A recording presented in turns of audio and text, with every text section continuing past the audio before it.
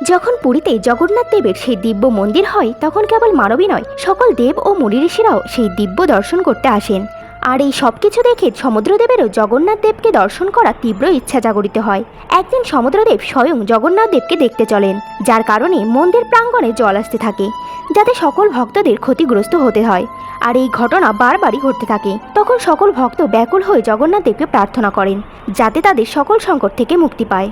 তখন জগন্নাথ দেব তার প্রিয় ভক্ত হনুমানকে আদেশ দিয়ে বলেন সমুদ্রদেবকে নিয়ন্ত্রণ করতে।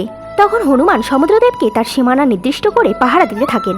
তখন সমুদ্রদেব এক যুক্তি ভাবেন আর বারবার হনুমানকে বলতে থাকে, হনুমান, তুমি তো পরম ভক্ত, তোমার কি প্রভুর দর্শন করার ইচ্ছা হয় না? আর বারবার এই সকল কথা বলে হনুমানজির মনে প্রভুর দর্শন প্রবল ইচ্ছা জাগিয়ে তোলে। হনুমানজি যখন যখন প্রভুর দর্শন করতে মন্দিরে যেতেন, তার পিছন পিছন সমুদ্রদেবও যেতেন।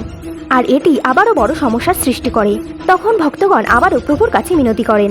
তখন প্রভু জগন্নাথ দেব সমুদ্রদেবের কাছে হনুমানকে এক সোনার শিকল পরিয়ে দেন, যাতে সেই মন্দিরে যেতে না পারে আর সমুদ্রও তার সীমানায় থাকে।